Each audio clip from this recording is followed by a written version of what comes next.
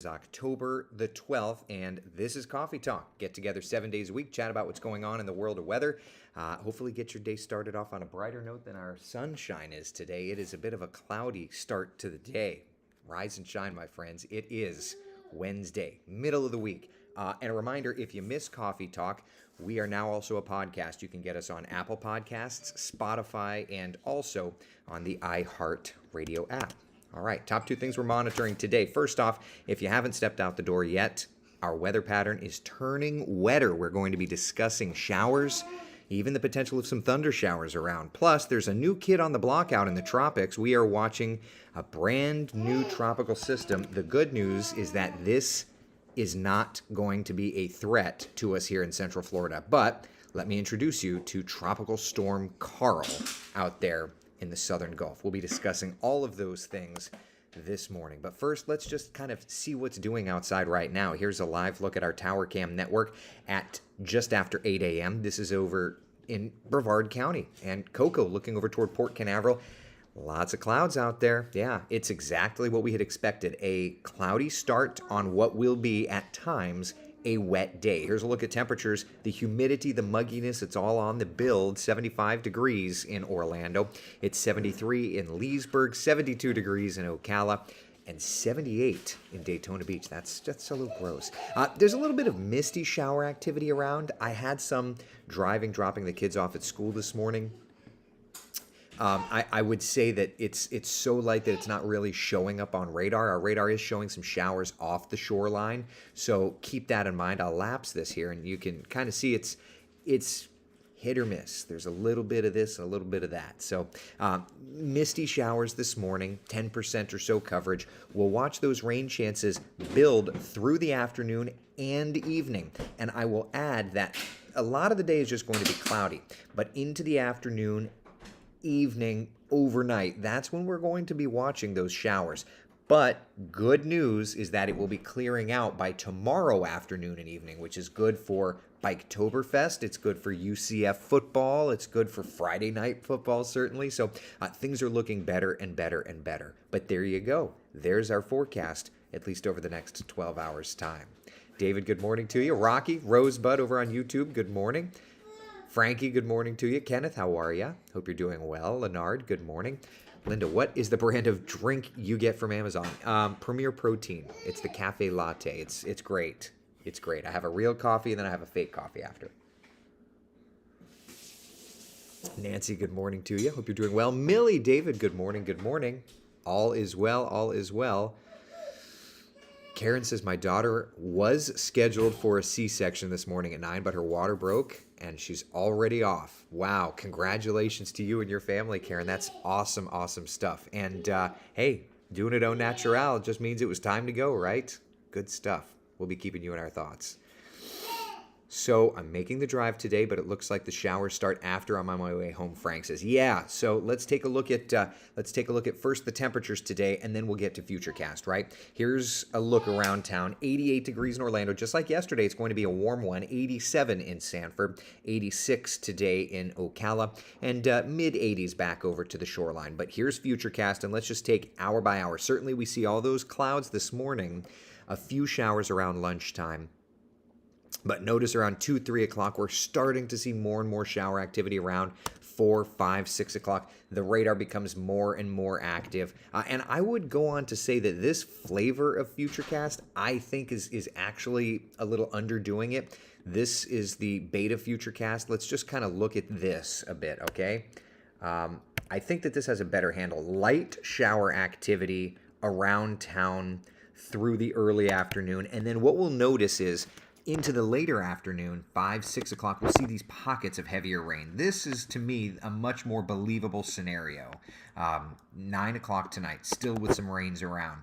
10 o'clock, seeing even pockets of heavier stuff. And the model's even showing some heavy downpours overnight. We don't love the idea of heavy downpours, but I think that given the scenario of where we're at, this is a more likely scenario, which would mean as well that tomorrow morning when we're chatting on Coffee Talk, we'll probably have some rain on the radar. 9, 10, 11 o'clock, we'll gradually taper this off. And then perhaps most importantly, while we do keep the clouds around through tomorrow evening, there's 8 o'clock we're looking mainly dry, just a little bit of misty shower activity here or there. So a lot of events get going tomorrow, for example. Of course, there's UCF football. I know that I'm not the only one that wants a good forecast for that. It's the space game, and goodness gracious, Mother Nature, give us some space. Some showers around for tailgate, which gets going in the afternoon. But little by little, we'll keep the clouds. We'll push out the rainfall. And that, I think, is the key. When we look to the Biketoberfest forecast, it's a very similar scenario where we start off with the clouds and the showers early in the day, but little by little by little by little, we'll be looking better and better. We're watching the radar by 5 o'clock to get that cleared out. But for Biketoberfest, my friends, Friday looking fantastic, Saturday looking fantastic, Sunday looking fantastic. So we're improving things little by little by little. Here's the overall weather scenario, and I think that this will give you a visualization of what we're talking about. If you're in listening mode, follow along, okay? Showers around certainly for today. That continues tonight, overnight, tomorrow morning. And by midday tomorrow, it's going to be, stormy but clearing out. And then by Friday, there's a cold front that sneaks into the area and starts pushing in drier air. And then for the weekend, it is a subtly cooler but drier scenario. So there is better and better weather certainly moving into town, which, after building humidity, mugginess, and the like, we could certainly use that. So your weekend forecast, both days get the green check mark. We're looking fantastic Saturday and Sunday. Mid-80s for your Saturday and your Sunday. It is a nice fall scenario. It may be a little warmer than it was right after Ian, but it's something. Ian kind of helped to drag down an abnormally cool scenario. So now we're just kind of starting to do it all on our own, for lack of a better term. Plant-based exercise. There you go, Ron. Yeah, do what you got to do, man. Everybody does them.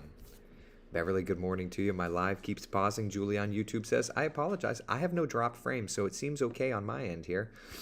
Rosebud, just rain, no wind. I mean, you could get some breezy conditions, but we're not expecting, at this point, we're not looking at any kind of an overwhelming severe scenario. And that's certainly, ideal. Just some showers, just some thunder showers, but nothing, certainly nothing like a hurricane, if that's what you're asking. Yeah. And in terms of rain accumulation, by the way, 1 to 2 inches of rain is possible, and we certainly don't need additional rainfall because when we look at our river gauges, we are still running at major flood stage, still at record levels in many locations. Here's a look at the flood stage gauges around town. So, for example, the St. Johns River, still major flood stage through Seminole County, though we have crested. River levels are now slowly starting to fall. But up into Volusia County, we're still at record heights in many locations and are looking fairly steady this week. So that rain is going to kind of add to it a little bit, but major flood stage still achieved there at Astor, DeLand, and through Lake Harney back over to Sanford. So yeah, that's kind of, it's going to be an ongoing problem. And the reality is because the St. Johns flows north, we're taking up rain from South Florida. It's going to take a long time to clear out that watershed. So good, bad, or indifferent. Here's our rain chances today, by the way. 50% coverage of rain from the metro off to the east. It is a higher coverage and more rain around Central Florida for sure. Yeah. Annie, good morning to you. Hope you're doing well. Good morning to Carla. Pat, howdy, howdy, howdy. We got our lower level dried out, so hopefully we didn't get much rain. Oh, man. Arnett, I hope you don't. I hope you don't get much more rain. Did you flood out? Did she really? I didn't even know, Arnett. My gosh, I'm so sorry. If you have mentioned it, I have not seen it. Man. Frank says the cold front actually got down below us. Well, yeah, if it does. Rosebud, I'm from up north. I giggle every time you say cold front. Well, remember, in Florida, everything is of perspective, right? So our frontal boundaries, especially this time of year, are lackadaisical, right? So 88 degrees our high temperature. As we look to the 7-day forecast, 88 degrees our high temperature today. Will be at 86 tomorrow, and then into the mid 80s again this weekend. But you'll see it in the morning low temperatures, right? Like this morning's temperatures are in the 70s. We're cycling through them on the bottom. I mean, Ocala's current temperature is 72 degrees. We see that on the ticker there. Leesburg's at 74. Notice, though, Saturday, Sunday, those morning lows do get into the lower range of the 60s. So we are making some adjustments. We are getting there. The afternoons may still be warm, but those morning temperatures are lower, and the humidity levels are lower for sure. There's a change there. Patty says, I miss daily thunderstorms already, but I know we don't need the rain. No, we don't need the rain. We certainly don't need the rainfall. But Central Florida, what I think is so fascinating, we don't need it all at once, but we were in quite the drought. And if we look at the year to date, and this is what I think is so interesting, if we look at the year to date rainfall numbers, here, this really tells such an interesting story. Year to date, we have busted the drought. We were very much behind. Orlando is 9 inches ahead, Sanford a foot ahead, Leesburg a foot ahead. So, I mean, obviously, Ian flooded us. It was a 1 in 200 year flood for most of the metro. Some areas, it was a 1 in 500 year flood. And let me tell you something. Between us and Tampa, there are some rural areas that saw a 1 in 1,000 year flood. Now, what does that even mean? We talked about this during Ian's coverage, but there are numbers. There's a statistical math equation that calculates based on the rains that we have seen, because obviously data doesn't go back 1,000 years. So don't say, you're making it up, fake news. No, it's math equations. What we do is we look at how much rain we have seen since records were kept in the 1800s, and we have ideas of higher events and certainly lower years. And so you can equate out knowing patterns and studying the patterns. Again, the data goes back to the 1850s, give or take, depending on what location. But you can make math equations to calculate how often you should get a rain event like this. So, in other words, in Orlando, this was a rain event like none of us had ever seen. And there are areas that saw it just that much worse. So it's it's interesting when you run the math and get an idea of just how unique this tropical event was. Again, we depend on tropical rains for our climate. What we do not need, though, is everything at once. And it happened. Look, it happens sometimes. You could look at Katrina. You could look at Harvey. You could look at these storms. This just happens. Every now and then you get a storm that is so unique, and that's why everyone is named. That's why every single storm system that we track in the tropics is named. Not just to be able to track the dang thing, but because everyone has its own personality. Some are worse in one department and worse in another department, right? So with that said, let's look to the tropics right now. There's Tropical Storm Carl, was upgraded yesterday at 5 p.m. Hurricane hunters went in and found sufficient low-level circulation. Certainly we don't love the spot of that, right? Like, it's in the Gulf. And the problem is, once you get a storm in the Gulf, you basically have to put it somewhere. Winds are at 45 miles an hour. The good news is there is a ton of wind shear up here. So at least in terms of rapid intensification, you are not going to see that. But what's ahead for Carl? Let's follow the forecast from the National Hurricane Center. Kind of meanders for a bit, and then it eventually drifts off toward the south and becomes a remnant area of low pressure into Mexico. In terms of us, not a concern. It's not coming here. And as a matter of fact, the rest of the tropical Atlantic basin is nice and quiet. There's Carl there in the southern Gulf of Mexico. Plenty of dry Saharan dust across the rest of the Atlantic. So that's pretty good. That's what we like to see. Now, I was showing you the BSR yesterday, and we're going to look at that again today. But the BSR has some indications for early November. But let's do this. Before we get to the BSR, let's just look out to the GFS. This is the American Computer Forecast Model. This is the 6Z run, so it's the most recent run that we have. And let's just kind of take a look. In the bottom left corner, we see Carl, that little dot there in the Bay of Campeche, trying to develop, do its thing, meandering around. There it goes right back into Mexico. That is Friday late morning, like 10, 11 o'clock in the morning. All right, so listening mode, no concerns there if you're listening to us on the podcast. We'll continue through. And what you're looking for here, by the way, orange is high pressure, that's stable, dry air. Blues, greens, and purples, that's lower pressure, that's kind of disturbed air. So this is Tuesday, the 18th of October. It looks like a front in the Florida vicinity. At least some moisture pulling away, and off our east coast, maybe seeing something along an old frontal boundary around the 20th, 21st of October. That's Thursday, Friday of next week, maybe something. Some lowering pressure around Florida, though, around the 22nd. You see that around South Florida? Definitely some lowering pressure. Nothing it looks to be deepening too much, but there's definitely a little piece of energy there that we'll have to be watching. And then on the right-hand side of your screen, you see those purples. That's just kind of looks like a broad area of low pressure. Nothing organized, just disturbed weather. And the model is trying to key in on what that is. It's just basically at this point saying pressures are lowering, may have some moisture, but nothing looks to be developing much. Okay, that's the 27th of October.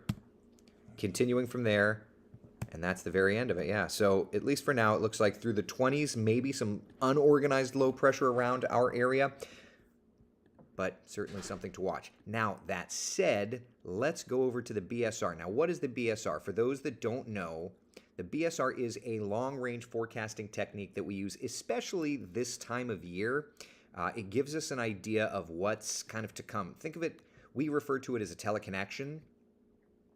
It looks out to the Bering Sea and the Bering Strait, and what we do is we overlay the map of the United States over that, and that kind of gives us a hint at what's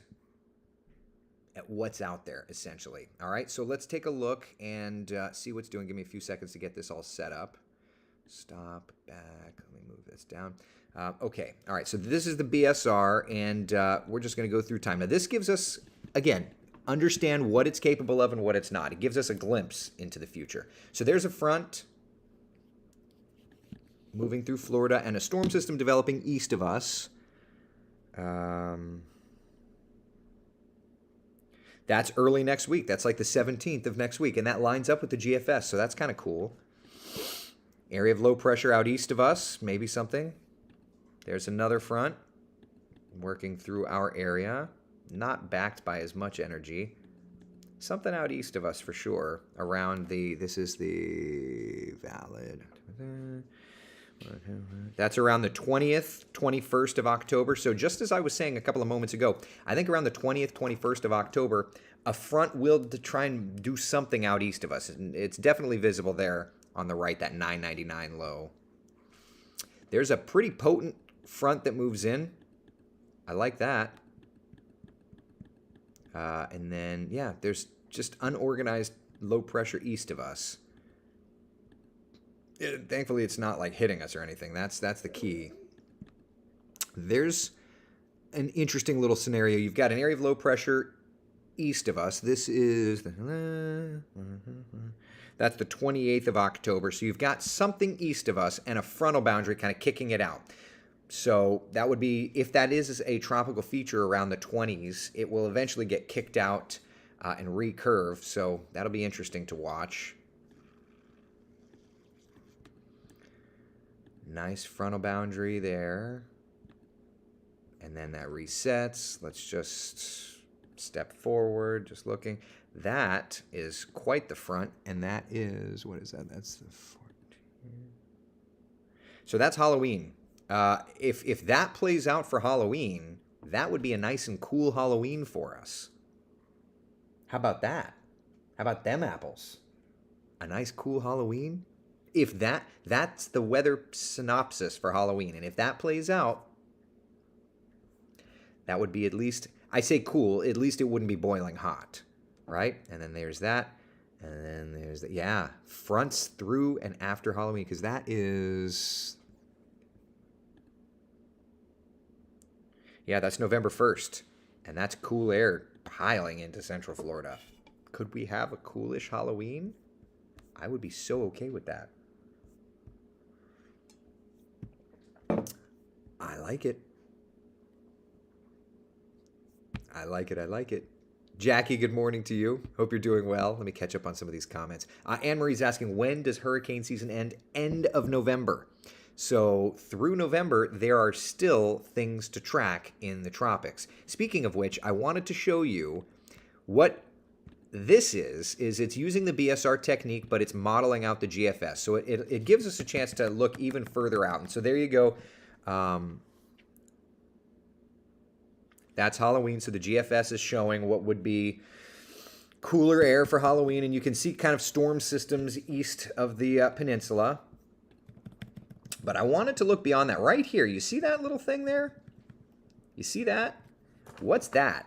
So using the BSR technique, that is an indicator of a storm system. That would be October. That would be around November 2nd, November 3rd. All right, little storm system.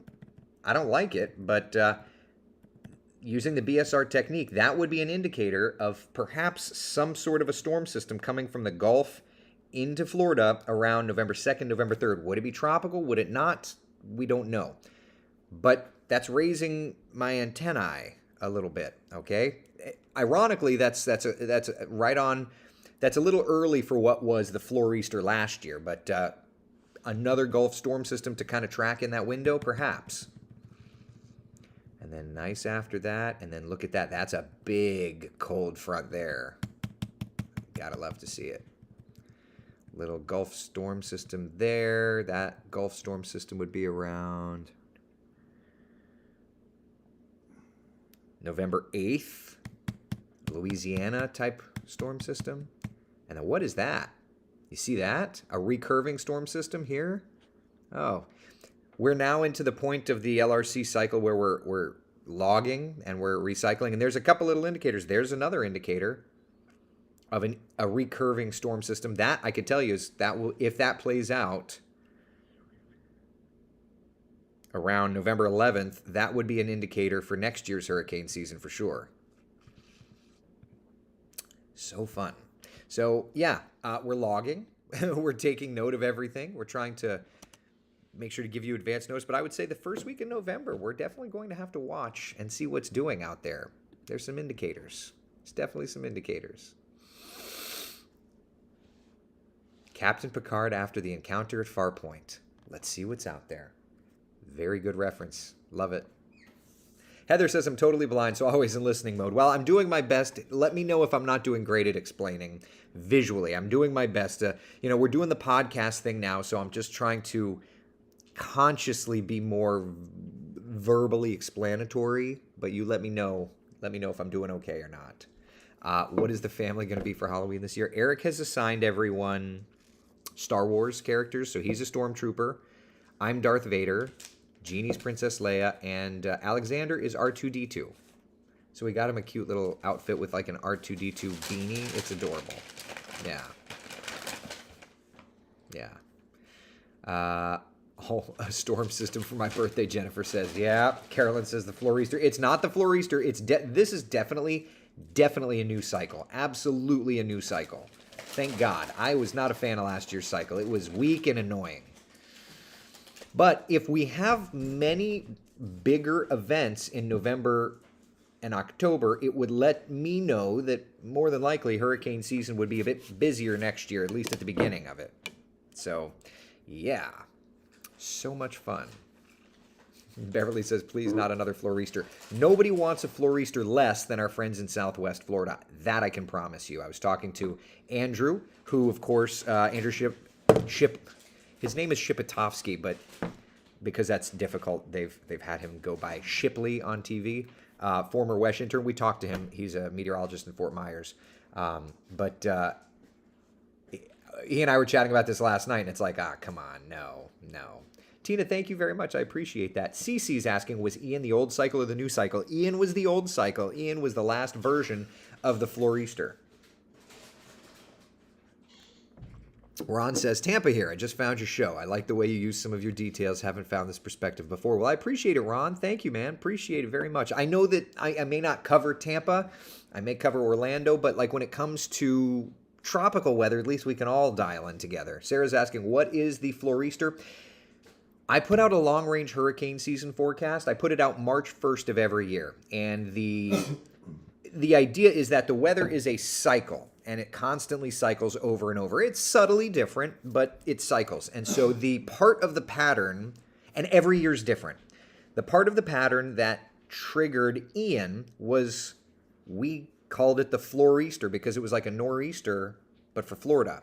And we'd watched it happen several times before. So anyway, dial in with us. We're going to look and track the tropics. And what's so interesting is you watch October and November, and then in December, January, you kind of watch these things happening again and again and again, and you start to key into where we could have trouble in the tropics. And I would also point out that in our quieter months, as we're watching these things cycling through, it makes weather so interesting even in the quieter months because you're watching for these subtle little hints at what's to come for hurricane season the next year. So it makes tracking weather never boring. Even if it's sunny and 75, it's like, oh, there's the signature, guys.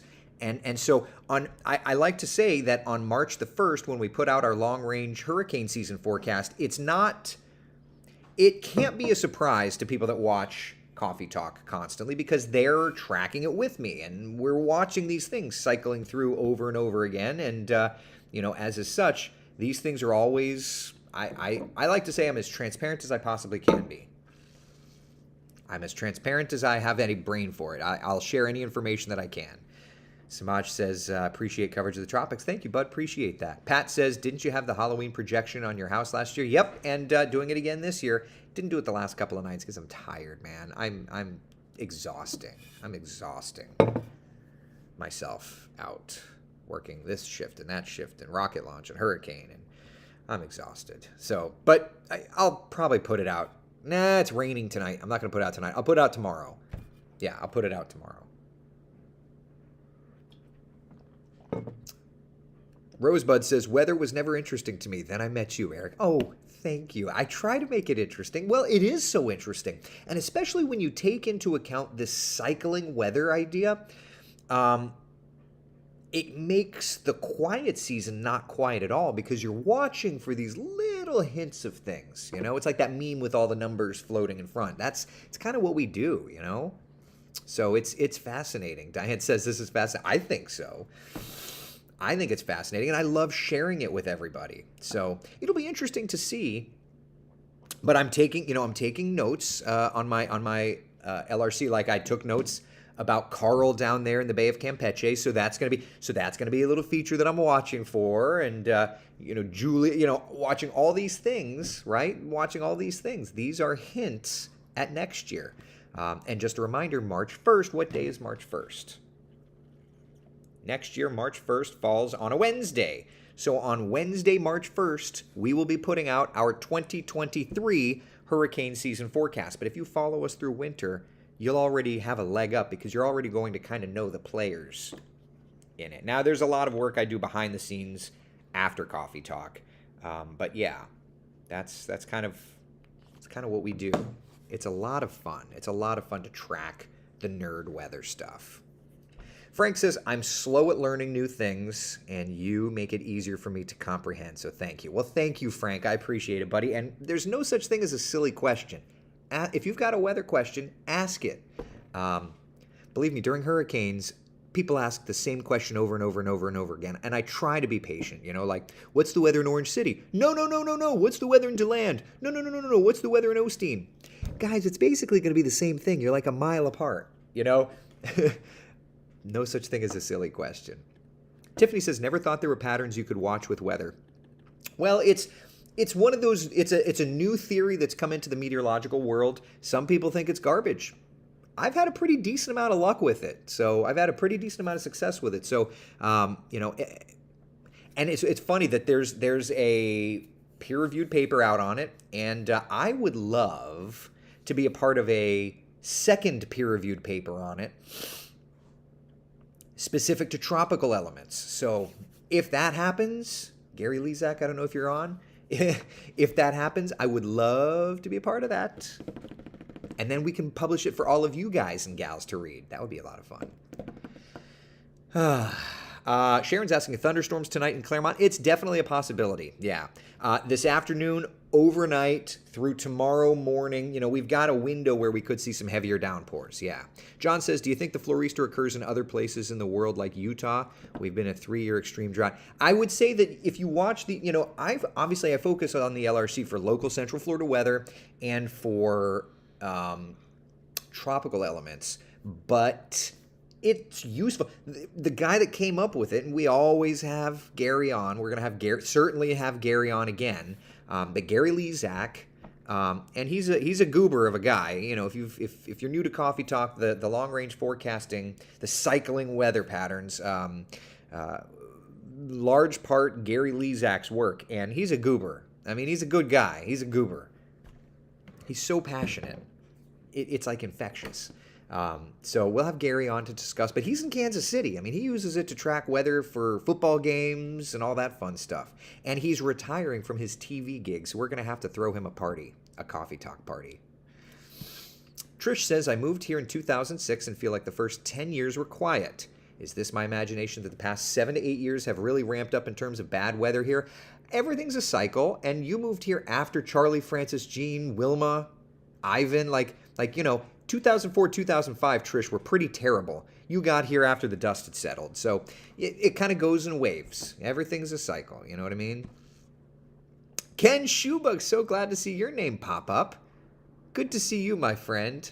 Can see Western Pennsylvania getting hit with low pressure systems, cold fronts. May have snow by the weekend in Pittsburgh. You might, buddy. WTAE's got you covered, though. Oh, I love you. Denise, thank you, and the WESH 2 weather crew. The time and energy everyone put into keeping us updated during Ian. Thank you. Listen, it's our honor and our privilege, so I appreciate that. It's one thing to earn trust. It's another thing to keep that trust. So I can promise you, I will never stop busting my you-know-what to keep that trust, because it's easier to earn it than it is to keep it. So I can promise you, and I know that I am not the only one on my weather team that will do that. We are all busting our tuchus, and will bust our tuchus to always be there for you. All right? All right. Listen, thank you. Thank you for hanging out this morning. I will see you today at 3:30 for the afternoon Coffee Talk. We'll check in, just see how things are going, and hope your day's going well. Showers today. Have the umbrella, okay? Be the sunshine in someone else's day. Thank you so much for hanging out. Reminder, we have Craig Setzer on Friday. Craig is a former television meteorologist in Miami. He was the chief meteorologist at WFOR. Did a lot of work for CBS Network, tracking the tropics. But being a meteorologist in Miami is unique because the National Hurricane Center is down there, and Craig has worked directly with the NHC a lot, knows a lot of the players there, and has tracked a lot of tropical systems, believe me. But Craig has discussed a lot of human messaging when it comes to the cone of, some people call it the cone of uncertainty. I like to call it the cone of confidence, because we're confident that that's where it's going to go. But on Friday, we're going to have Craig on, and we're going to be discussing the cone and how maybe the messaging isn't being translated perfectly. And I would invite all of you to have questions about it.